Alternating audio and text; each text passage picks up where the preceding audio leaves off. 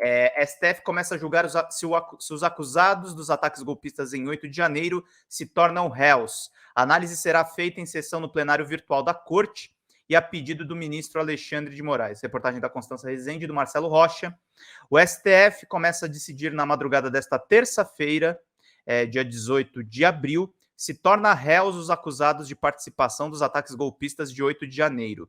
Nessa primeira leva, a Corte analisará as acusações contra 100 envolvidos. Há sinalização de que os ministros devem abrir ações penais contra os apoiadores do ex-presidente Jair Bolsonaro. Eles foram denunciados pela PGR, Procuradoria-Geral da República, e parte segue presa por determinação do ministro Alexandre de Moraes, relator da apuração. O ministro optou por priorizar os casos de quem continua atrás das grades, as denúncias relativas ao restante, um total de 1.390 acusados pela PGR, será analisada posteriormente. Essa daqui é a cena do caos que a gente testemunhou no dia 8 de janeiro. Foto aí do Pedro Ladeira, da Folha Press. Metade do grupo é acusada pela Procuradoria de incitar animosidade das Forças Armadas contra os poderes. Esses denunciados foram presos na manhã seguinte aos ataques, no acampamento montado em frente ao quartel-general do Exército em Brasília. São atribuídas aos demais a invasão e destruição das instalações da sede dos três poderes. Esse grupo foi preso no próprio dia 8 de janeiro, no interior ou nas imediações dos prédios. A análise do Supremo será feita em uma sessão do plenário virtual proposta por Moraes e atendida pela presidenta do tribunal, a ministra Rosa Weber. Nesse modelo de julgamento, advogados e defensores poderão apresentar sustentações orais até às 11h59 desta segunda, dia 17. Moraes, que é relator da investigação, publicará o seu voto e os ministros poderão seguir o entendimento ou divergir. Eles podem votar até às 23h59 da próxima segunda-feira, dia 24 de abril. A expectativa na Corte é de que a maioria siga o voto do relator, que deve manifestar pela abertura das ações penais. Caso as denúncias sejam aceitas, os acusados viram réus e o processo será iniciado. Nesses casos, haverá coleta de provas materiais e depoimentos de testemunhas de defesa e de acusação. Depois, o tribunal ainda terá que julgar se condena ou absolve quem for processado, providência de que não tem prazo específico para ocorrer. A tendência é que essas ações sejam mantidas no STF, o que evitaria que ficassem paradas e sem julgamento, ou que haja decisões divergentes entre os juízes em primeira instância. As denúncias incluem crimes previstos no Código Penal, como associação criminosa, abolição violenta do Estado Democrático de Direito e golpe de Estado.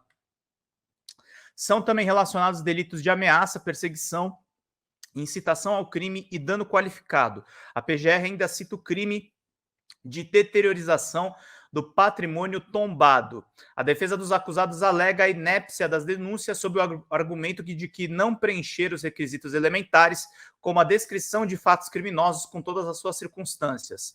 Conforme a Folha de São Paulo mostrou no início desse mês, a maioria das decisões de Moraes para a manutenção da prisão preventiva por parte dos acusados traz trechos repetidos e frases genéricas, sem avançar nos detalhes sobre os atos praticados por cada um dos detidos. O defensor público da União, Gustavo de Almeida Ribeiro, que atua no STF, manifestou preocupação com a quantidade de processos colocados em julgamento de uma só vez. A dúvida é se os ministros terão a possibilidade, ainda que mínima, de analisar todas as denúncias e as diversas defesas apresentadas por cada um dos acusados. É bom lembrar que cada denúncia, ainda que existam casos muito próximos, tem linhas de defesa que podem ser distintas, afirmou o defensor público.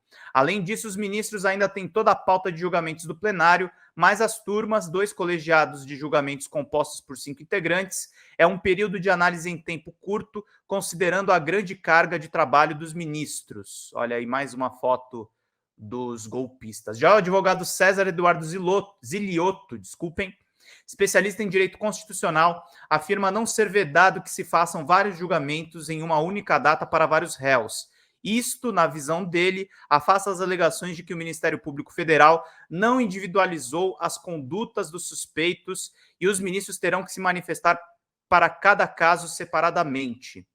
O ineditismo foi o que aconteceu, um ato que envolveu muita gente e, como aconteceu nas dependências do Supremo, é indefensável que o julgamento ocorra lá.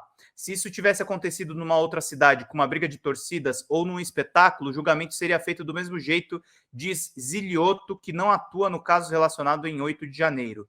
A maioria das pessoas que segue presa integra, segundo a Procuradoria, o chamado núcleo dos executores da invasão e da depredação dos prédios do Executivo, Legislativo e Judiciário.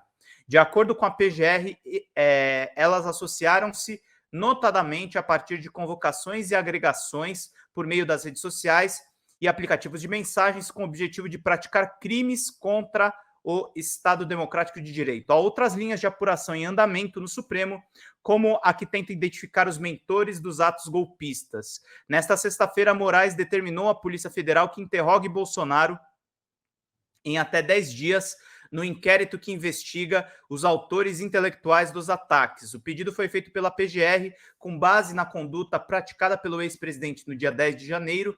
Segundo o órgão, Bolsonaro teria supostamente incitado a perpetração de crimes contra o Estado de Direito. Na ocasião, o ex-mandatário compartilhou nas suas redes sociais um vídeo com as novas mentiras sobre as eleições de 2022. Ele apagou o conteúdo pouco depois.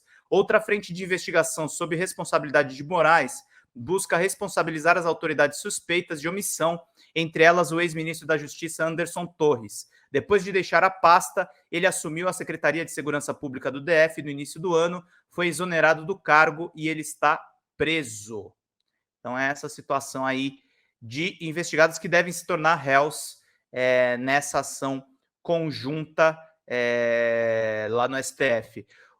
A Folha tem um lado, é o lado dos fascistas, textos genéricos do Xandão, me poupe. Pois é, a Folha de São Paulo, ela não nos deixa ignorar aí a respeito dela passar pano para os fascistas, né? Teve editorial, inclusive, tentando relativizar que se o Bolsonaro não fosse tão grosso, talvez ele seria uma oposição interessante, né? Essa é a Folha de São Paulo, né, gente?